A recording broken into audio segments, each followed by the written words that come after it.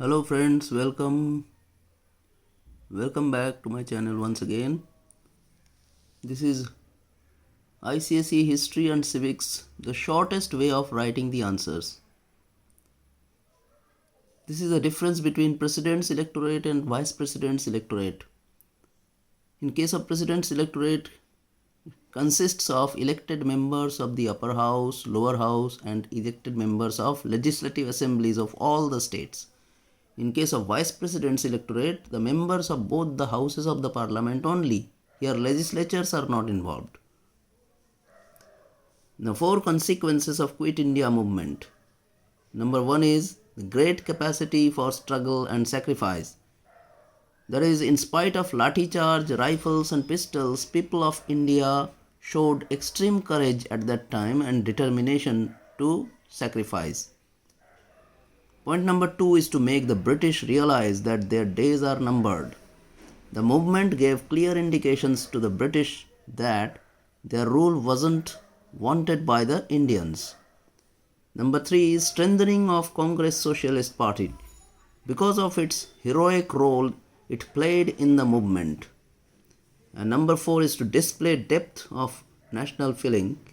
All the religious leaders of Hindus, Muslims, Sikhs, Christians and all sections of society like students, youth, workers, peasants, everybody participated in the movement.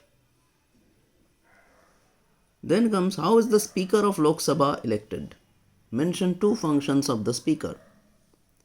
He is elected by a simple majority from among the members of the Lok Sabha after the newly elected House meets for the first time. The 2 functions are the Speaker presides over meetings of the House and regulates transaction of business. Number 2 is it maintains order and decorum. This is the disciplinary function.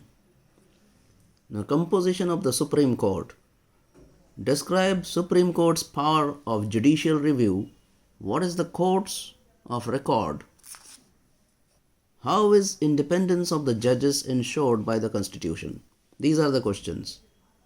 Now the first answer, composition is Supreme Court consists of a Chief Justice and 25 other judges appointed by the President under warrant of his hand and seal after consultation with the judges of the Supreme Court and High Courts of the states.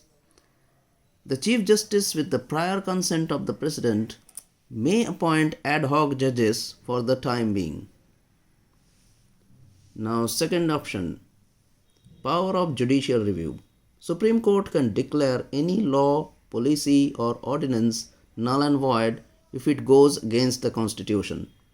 Number 2 is Constitution is the supreme law of land and Supreme Court has to protect it. Then comes how is Supreme Court a court of record? It is for all judgment of Supreme Court are printed and preserved by the High Courts of the states. And number 2 is if a person commits contempt of a court, Supreme Court has the authority to punish that person. Then comes independence of judges. How is it ensured by Supreme Court?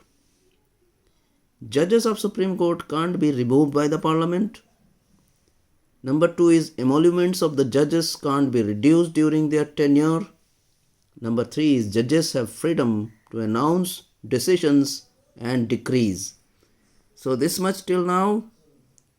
All the best to you guys. Thank you.